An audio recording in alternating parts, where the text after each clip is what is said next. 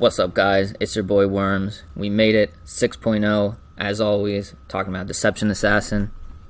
You know what, guys? I thought 6.0 was going to be our time.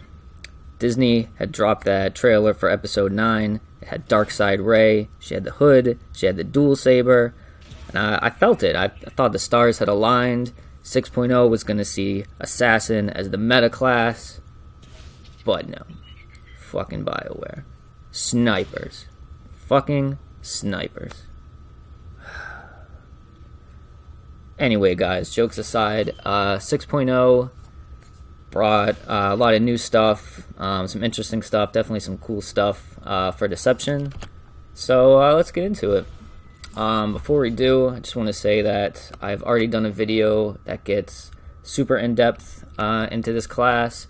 Goes over all the abilities, all the passives, really in-depth about priorities for the rotation, all that kind of stuff.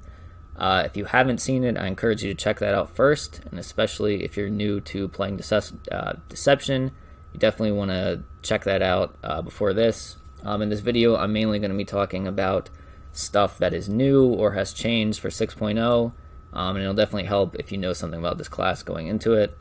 That said, let's get into it.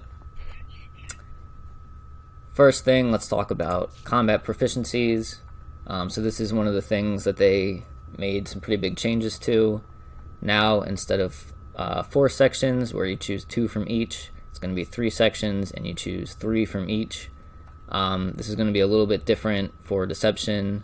We got a little bit nerfed here, but I'm going to go into it. So first section here, Skillful. Just as before, we're going to always want to take Avoidance, which is going to reduce the cooldown on Unbreakable Will and Force Speed, and then Formless Phantom, which is going to reduce AoEs by 30%. Other than that, it's kind of up to you. I guess the best one for just all the time is going to be this one to increase Lacerate damage. Not that you really use Lacerate all that much, but the rest of them are kind of worthless. You may want to take Assassin's Shelter, basically reduce damage for anybody in your party that's standing next to you. And you heal them a little bit. That's really not that useful, so probably just throw this on Lambast and call it a day.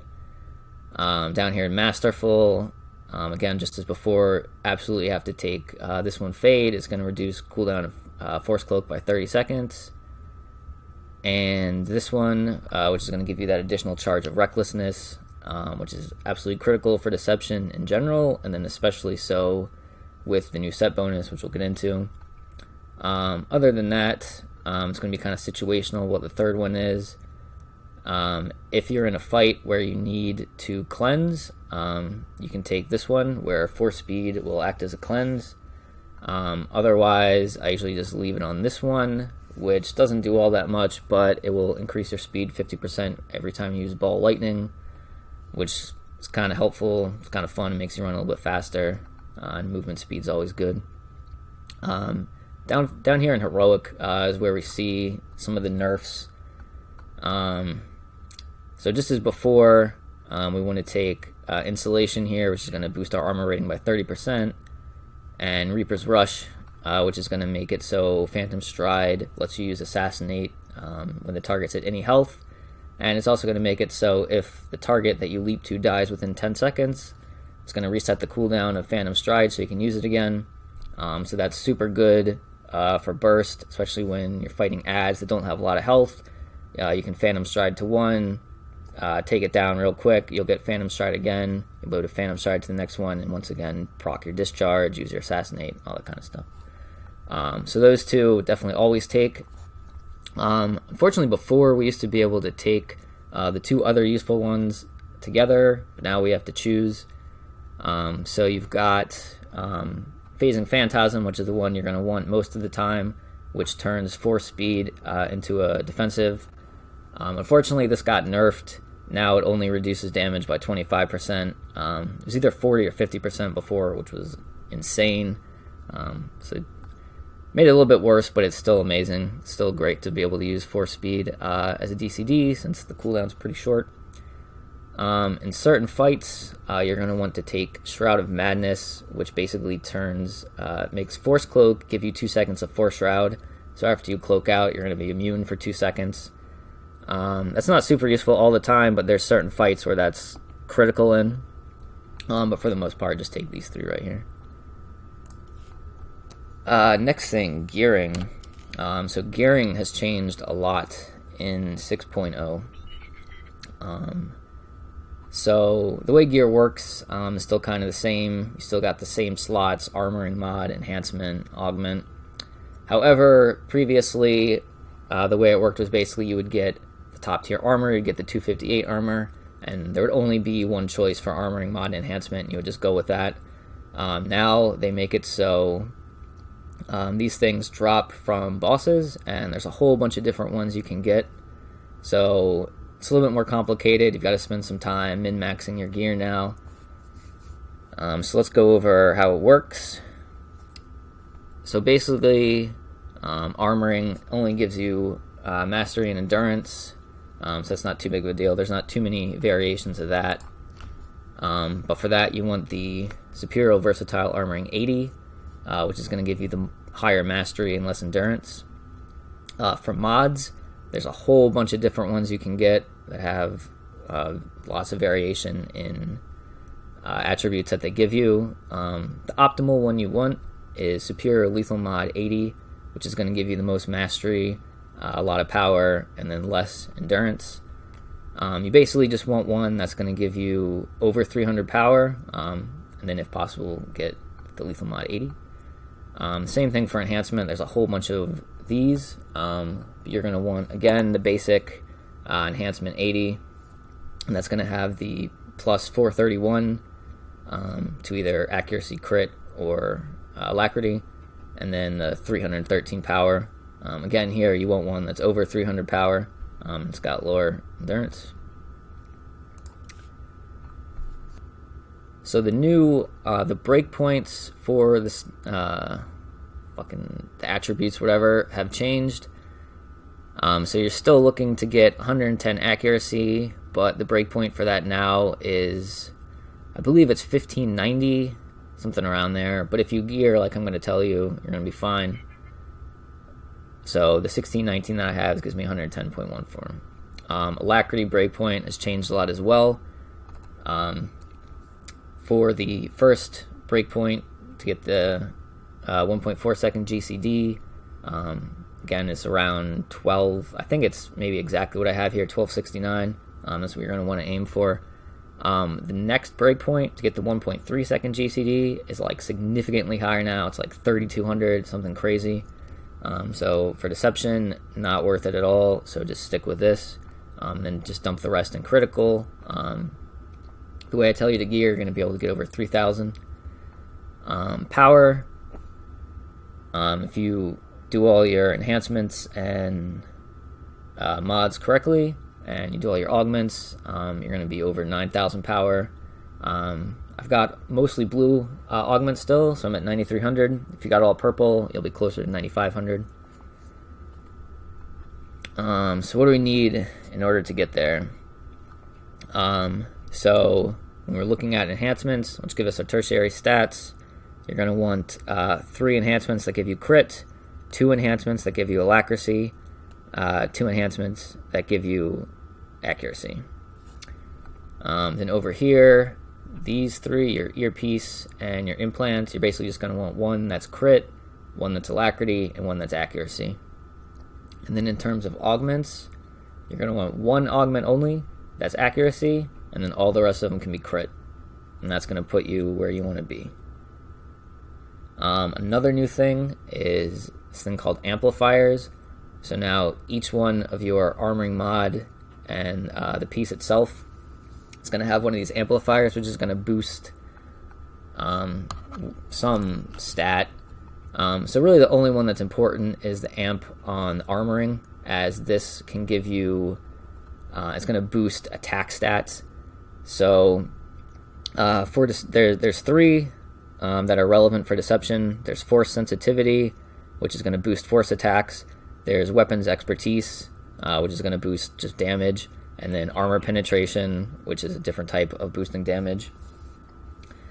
There's a chart out there that tallies up how effective each one of these is, and for deception they're all basically about the same.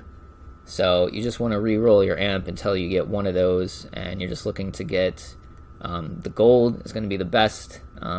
Second best is purple, so you're just going to want either gold or purple on all of yours. It doesn't really matter which of those you get as long as it is one that boosts damage. The other amplifiers on the armor piece itself and the mod are just going to be kind of totally random stuff that doesn't really affect PvE at all. It's mostly going to be on the mod. It's mostly like gathering skills, increasing that kind of stuff, increasing the yield, slowing the time it takes your companion, stuff like that. And then the ones on the pieces themselves are just totally random stuff. Anything from crafting efficiency again to like flashpoint rewards, legacy rewards, mission. There's other stuff too, like less repair costs, faster mount speed, all kinds of random stuff. So when you hit 75, you're going to lose whatever bonus your gear has, your 250 whatever to 258 gear, and you're going to have to use the new sets. So it's really easy with Assassin. The only set that you want to use for any of the specs is the Death Knell set. So let's talk about that one. The 2-piece bonus is just +2 to mastery. I think that's pretty much across the board with all the new sets. Not a big deal. The 4-piece set bonus is going to reduce the cooldown of recklessness, which is the same as the old set bonus. And then whenever you consume a charge of recklessness, you're going to gain a stack of reckless critical, which is going to make your next assassinate or a maul hit critically, which is huge. And that's going to be able to stack up to 3 times, so you're going to be able to get 3 super critical assassinate or mauls. And then the 6-piece, which is huge, is whenever you consume a charge of recklessness, you gain a stack of reckless slaughter, which increases your damage by 10% for 30 seconds, and it's going to stack by 10% up to 3 times for each charge of recklessness, so that is 30% at max. So that is absolutely huge. And you're going to be able to use some sin skills to kind of manipulate that and make that even longer, which we're going to get into in a little bit. So next we're going to talk about rotation. Now, the old rotation is still pretty much, it still can be valid. It's not going to be optimal, but it's still going to work pretty well, and the priorities are basically more or less the same. However, the opener is going to be a lot different, and there's going to be some stuff that you need to pay attention to now, namely recklessness and your force cloak. So previously, you could either open with recklessness, or you can phantom stride in, use your discharge right away. However, now, before we use our big attack, which is the proc discharge, we want to build up our set piece stacks so that we're hopefully at the max 30% before we hit with that big attack. So the opener now is going to be, and it's really important before you get into it to do your double lacerate, which is going to proc ball lightning, which is going to make it hit critically, which will then generate our first stack of set bonus, and it's also going to give Maul its duplicity bonus, which will make it do more damage, and then combined with the set bonus, which will give Maul critical, it's going to make Maul a super crit attack, so it's going to have the extra damage from duplicity and from the set bonus. So what I like to do now is we'll open up with the double lacerate, proc the ball lightning, then we'll start with recklessness. We're going to start generating our set stacks. We're going to open with ball lightning, and now because of that crit, it's going to open up Reaping Strike and Maul. I'm going to go with Reaping Strike next. Hopefully that's going to crit. That will give us 2 stacks of our set bonus, and then we're going to go to Maul, and then we're going to go to Discharge. At that point, we'll be able to Phantom Stride in. We'll get our second proc Discharge, Then we're going to go to Assassinate. At that point, Ball Lightning should be procced again. We'll be able to hit that. We'll get our Duplicity on Maul. Hopefully that's procced. So we'll hit that for another super crit. So we'll use our first stack of set crit on the first Maul, and then on Assassinate, and then again on Maul. So the first two Mauls should have the Duplicity and set bonus, so super crit. And then after that, we'll basically go back into the same priority system as before. However, now Maul is going to be more useful, and Ball Lightning is going to be more useful thanks to a tactical item, which I'll get into in a little bit. However, basically the priority is still proc Discharge, Assassinate, Reaping Strike, Maul, Ball Lightning, Voltaic, and then if for some reason you completely run out of energy, Saber Strike. The other new thing in 6.0 is now we've got to be more conscious of using our Recklessness and using our Force Cloak. So now if your set bonus is totally expired and Recklessness is back, similar to the opening, we're not going to immediately want to use Discharge. We're going to want to try to build up those set stacks before we get into it. So you want to wait until some of the other stuff is off cooldown so you can more or less replicate the opener. So after you pop Recklessness, you can hit Ball Lightning and then either Maul or Reaping Strike to start building up those stacks before you hit Discharge. And it's going to be kind of the same where you want Phantom Stride to be up to if possible, so you can hit with the proc Discharge and then Phantom Stride and hit with proc Discharge again and Assassinate. Going along with that, you want to think about managing Force Cloak a little bit so that in the previous rotation you just wanted to pop this right away, so you would have Recklessness right away. However, now we want to use Force Cloak in a way that synergizes better with the set bonus. And since Force Cloak reduces the cooldown of Recklessness, basically resets it and lets you use it again.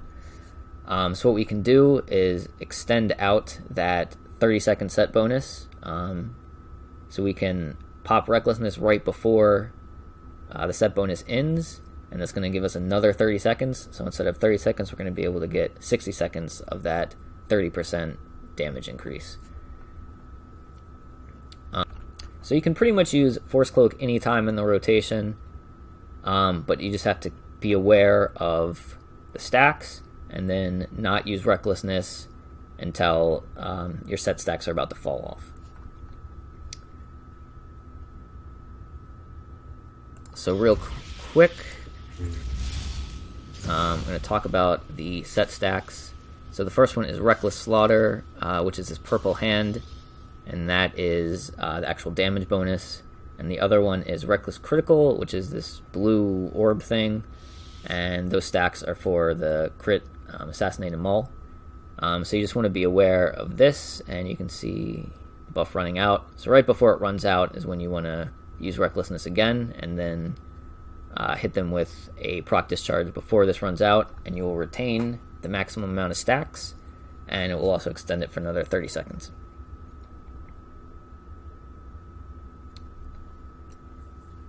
So also new in 6.0, all the classes get a new ability for Sins. It is Severing Slash.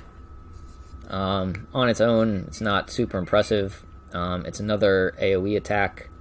It's a little bit stronger than Lacerate. However, it is a conal, whereas Lacerate is a 360 attack.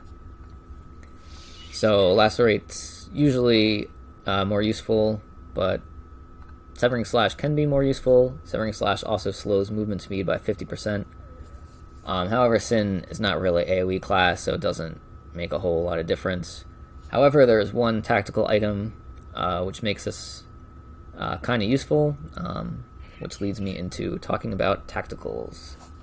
So another new thing in 6.0 is you get this new slot here for tactical items, which give you random new ability passive, basically.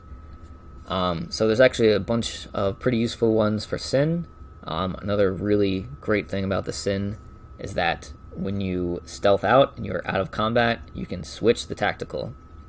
In order to switch it, it has to be on your bar, and you have to click, as we keybound, you can click the key, and then it will swap it.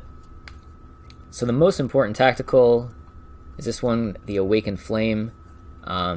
In terms of tacticals that you can just throw on, leave it on all the time, it's going to be the most beneficial.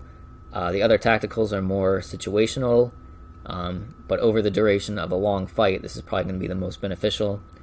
Basically, this one is just going to add more damage when you use Ball Lightning. In addition to the regular Ball Lightning damage, it's now going to apply a dot that does a little bit more damage over 6 seconds. Use Ball Lightning a lot, so over the duration of a long fight, this is going to come in handy. It's going to be very useful. Another tactical which is extremely useful and is going to let you get even more out of that set bonus is 2 Cloaks, which is going to make Force Cloak have 2 stacks. And like we've said, when you use Force Cloak, you get back Recklessness, and you can use Recklessness to extend out that set bonus. With this, you're going to be able to extend it out a 3rd time, so now you get 90 seconds of set bonus. And you can cheese this a little bit too. So when you first equip 2 Cloaks, it's going to take a second. It's going to do the whole cooldown of Force Cloak again. But once you get 2 Cloaks, after you use the first one, even if you unequip the 2 Cloaks tactical, it's still going to leave you with 1 Cloak. So what you can do is before the fight, you equip the 2 Cloaks, you get your 2 stacks of Cloak. When you use your first Force Cloak, you're then going to equip, while you're stealthed out, you're going to equip the Awakened Flame, and you will still have 1 stack left of Force Cloak, and now you'll be getting the benefit of Awakened Flame too. So you'll be able to get that full 90 seconds of set bonus, and for 60 of those seconds, you'll be able to get the Awakened Flame. Another one of the new tacticals, which is sort of useful, it may cause injury. This is going to utilize that new skill. When you use the new skill Severing Slash, it is going to make your Discharge arc out and hit multiple targets. So in boss fights, this generally is not that good. It's going to be much better to do what I just said, use the 2 Cloaks and the Awakened Flame. However, may cause injury is excellent on trash. So what you can do, you can Severing Slash before you go into the mob. You can Phantom Stride into the mob, then you'll have proc Discharge. And when you use that, it's going to arc out and basically be an AoE and hit all of the trash. So it's going to be significantly more powerful. But like I said, that's really only for mobs, and it's not going to be that useful for bosses. Even in boss fights that have a lot of trash, like Bestia or Hive Queen, still going to be less useful than using some of the other stuff.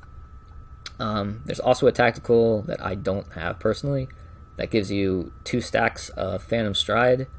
I don't really think that one's that useful. I've seen people use it in dummy parses on the 1 million dummy, so I guess it can boost really short-term burst by giving you some extra discharge and assassinate, but over a long fight, I don't think it's going to be that useful. There's also another one which, when you use Force Shroud, it is going to apply that to the person you have guarded. That's super useful in and of itself. However, that's more suited to a tank, since you're going to want the damage bonus from some of the other ones, but that is out there. And then there's another one that is anybody can use called Life Warden, which makes it so when you take damage when you're at 20% or less health and you take damage, Life Warden is going to heal you for, quote, a large amount, which is basically going to heal you almost to full life. So that's kind of a situational thing that's much more effective in PvP, when you can be out of combat more and have more time to throw that on. You don't really want to waste your Force Cloak time switching to that necessarily, but it could come in handy. So it's something you can use, definitely something good to know. And I think that brings us to the end. That's pretty much all the new stuff in 6.0. Playing Deception is not too different. There's some subtle stuff that makes it more complicated, but I think it's still a lot of fun.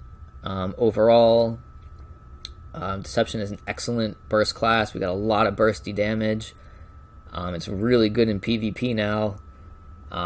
Honestly, I think that it pretty much outclasses Hatred at everything except for a few fights that are really AoE heavy.